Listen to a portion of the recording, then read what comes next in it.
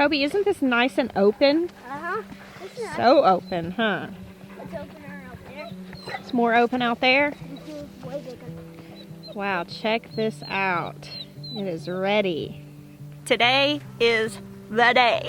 It's the first day of our greenhouse build. Now, up until this point, we've been preparing the space, which has been a lot of work. But right now is when we're going to be able to really visualize what's about to happen. Jessica, What did we do again? you may have overdone it slightly. I didn't overdo it. I knew that's how long it was. You didn't know that's how long 60 feet was? We never measured it in the space. Are you really asking that question? How many times on live videos, on just marriage counseling sessions, where I'm like, I'm not good at guessing numbers. I'm thinking 60 feet. Yeah, we'll fit it in this little square right here. Let me hear you. See, look at I need a flag. Thank you. get one. There you cow. I thought you knew what 24 by 60 was. Honey. Honey. Okay, right here's 24 feet. Put it in. Let me see. Right here? No, right here, 24. Oh, this is rocky ground. There we go. Right there. Are those big boys not letting you play with them? Hey, Casper. Casper came over to play with Con.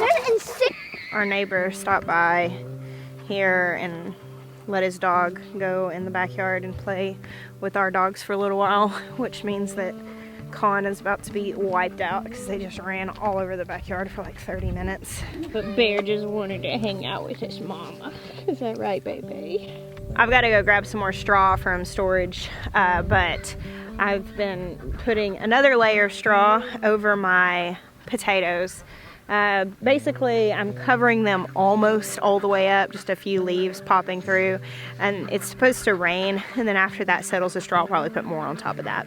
I've also been tucking seeds into the soil here. I've actually got a pocket full of leftover seeds here of little honey nut squash that I've planted right in this area. These are all spaghetti squash plants in here, and these are summer squash. I've got just some yellow crookneck and some plain zucchinis, and then I've got my little mental plan. I'm doing 4 plants of each kind. I'm going to do some patty pans and just a couple other kinds of summer squash, not this whole row, and then I'll do a little bit more winter squash down here on the end. I'm actually wrapping my head around just how much planting space we have this year. It's a lot. This is a lot of planting space. We're gonna have 4 raised beds that are 60 feet long in the HighTunnel. That is gonna have shade cloth over it, and it is a high sidewall HighTunnel from Growers Solutions, so it can be fully vented. We actually have like a big fan that goes with it, and basically through the summer, and just right as we set this up, we're gonna go ahead and roll those sidewalls up, put the shade cloth on, and get the fan set up, because we are now into the time of year where we don't need that for season extension. We're gonna have to keep it from getting too hot, but the benefit of having the HighTunnel is that with the shade cloth, we have a lot more control. One of our big issues here is the humidity, and we actually get a lot of rain here, at least for this area. I've talked to some of my friends that live over in England, and they laugh at my 50 to 60 inches a year. But I mean, 50 to 60 inches a year is a pretty good bit of rain. Through the summer, a lot of times what happens is we'll have really short rain showers that are then followed by 90-degree temperatures, and so that brings about a lot of humidity and just the perfect circumstances for blight and fungal infection. So my hope is by growing in a HighTunnel where I can actually keep that rain off and bottom water with irrigation, that I won't have to struggle with those issues. And then of course there's also the huge benefit of being able to grow through the fall and winter. I grow pretty successfully through the winter just uncovered in my beds. There are some things like kale and collards and some things that are a little more hardy than other hardy vegetables. They actually grow most of the winter with no issue. So I'm actually going to be able to grow a ton of food in this greenhouse all winter. Lots of cabbages and cauliflowers, broccolis, lots of lettuces and greens. I'm really excited about that. One thing I'm considering here, and I don't really know, but these walkways have cardboard underneath them and then mulch, kind of just compost on top of them. But I'm considering coming out and bringing the cardboard kind of apron out a little bit here and maybe putting some straw down on it, because all of these things that I'm growing in this row here, these are all winter squash, and I'm thinking of growing some melons up on this high end, and those are going to be vining. So I think maybe I need to create a space where they can kind of vine out onto, that we can put within the electric fence that we're going to put up here.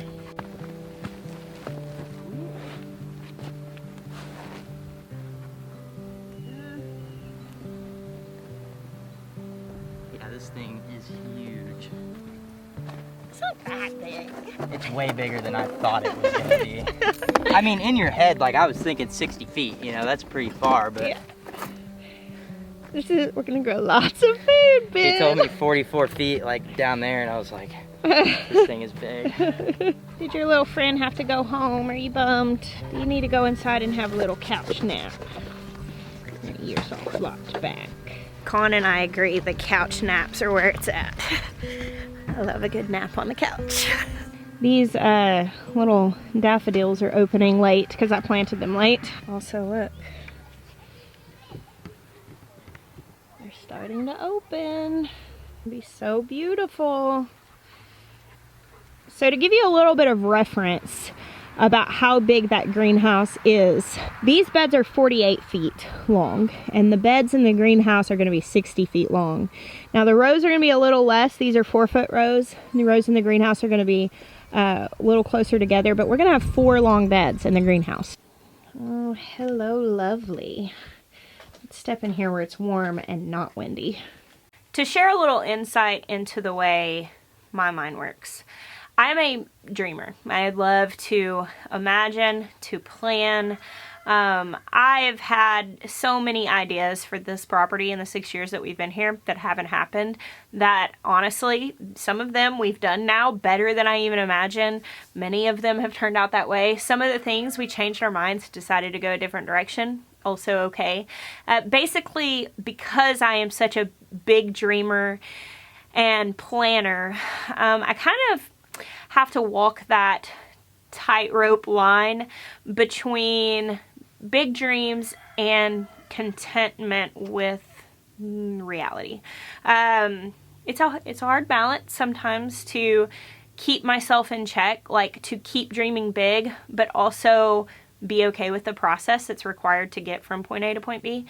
And with that being said, sometimes I'll have like big plans for something, and then when it actually happens, I'm like, oh crud, what do I do with this? And that's kind of the place where I'm finding myself with this HighTunnel, because it was like, oh cool, we're gonna get this really awesome HighTunnel, and I'm really excited about it, and this is great, and it's gonna be super awesome, and we're kind of talking about what we're gonna do, and we're planning it, and I'm thinking, this is great, I already have all these plants started that I can plant in there, it's gonna be really awesome. And then today we line it out and I look at it and go, that's a big garden. Like, that's a really big garden. What am I gonna plant in here? What am I gonna do with this? Like, I don't know. Does anybody else do this to themselves? Like you dream so big and you imagine, and then you get down to it and you go, okay, now practically speaking, what's the next step? Like, I need to draw out the garden beds for this HighTunnel and actually make a plan of what I'm gonna plant in there. Because at this point, the extent of my plan is a bunch of tomatoes and some stuff. Don't look at me like that. I'm not ridiculous. Seriously, I don't have a whole lot of a plan. We did get the cattle panels and the T-posts to run trellis walls down one side of each of the beds for me to grow a lot of tomatoes in the greenhouse, and I planned on significantly less tomatoes in the raised bed garden because of that. But I will only run tomatoes down one side, which means I'll probably grow peppers in there.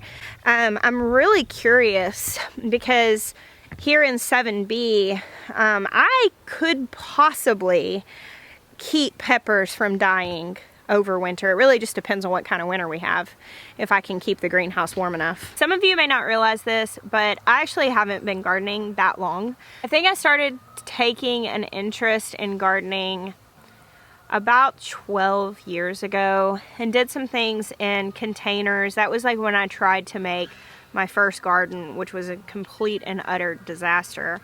And we moved out to this property 6 years ago. I would say that was when I had my first successful substantial garden. Before that, it was just a few containers, and I definitely learned a lot about growing, but I wasn't really replacing a ton of our food needs. Then we moved out here, and I just built a couple of 4x4 foot raised beds and grew quite a bit of food in those 2 beds. Maya built them just in an afternoon right after we moved here. They were right out my front porch. And I was shocked at how much food we got out of those. And from there, it kind of snowballed, and 6 years later, here we are. That said, this is the first year that we are really strategically planting things and really trying to create some food security.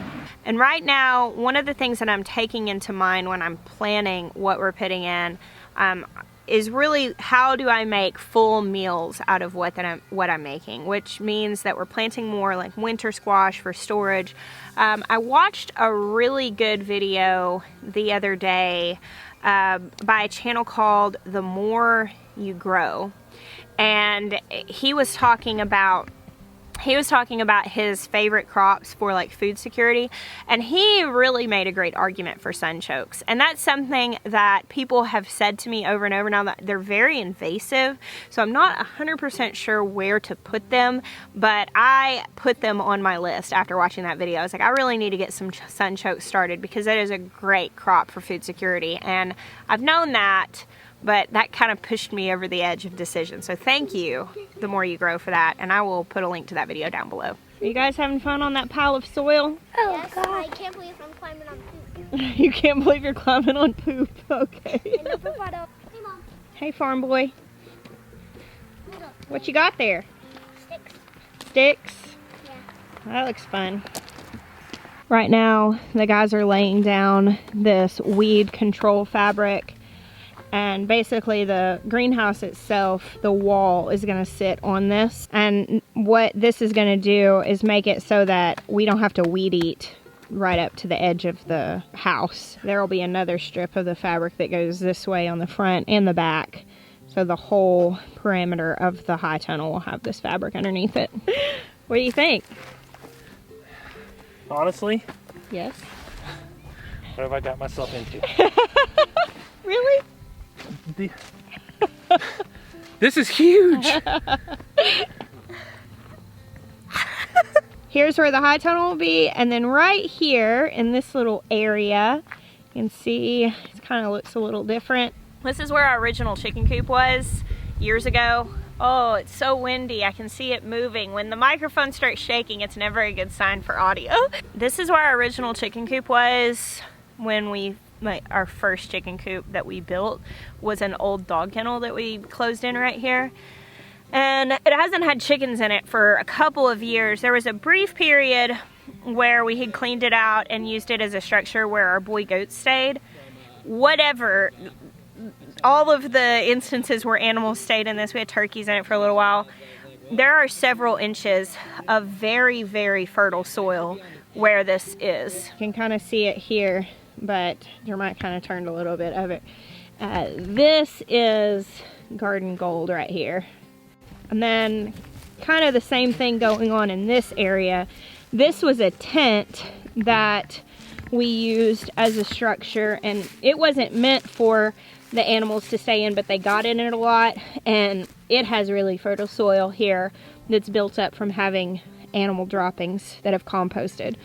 My plan is to just utilize that topsoil where it is, and from this corner to that one and up next to the greenhouse, I'm going to be putting a smaller garden in here. I'm going to be doing some research about this tonight though, because I was thinking this might be where I would plant my sweet potatoes, but obviously the garden's not ready yet and the sweet potato slips are here. I might have to do some rearranging on that plan. Do you like the very official and efficient way that we're planning all of this food?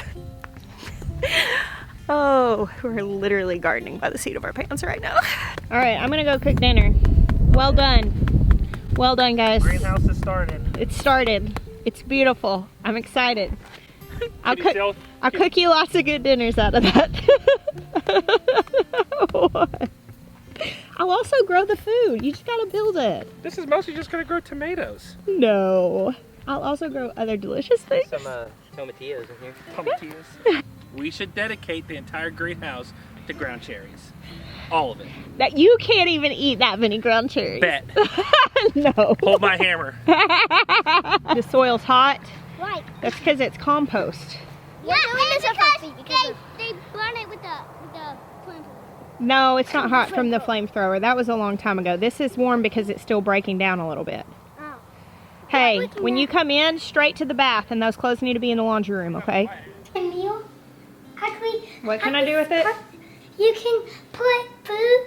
You can put like foods that you put in like pots and pans in here. Yeah. I'm sitting here with Michaela, Jeremiah's sister. I have dinner almost done, which is not that exciting. For those of you who will ask, it's just a chicken in the Instant Pot and some rice and veggies. So really basic, but I wanted to show you guys this beautiful pot that came because of the way the Amazon wishlist works. If it comes from a third party, a lot of times it doesn't come with a note.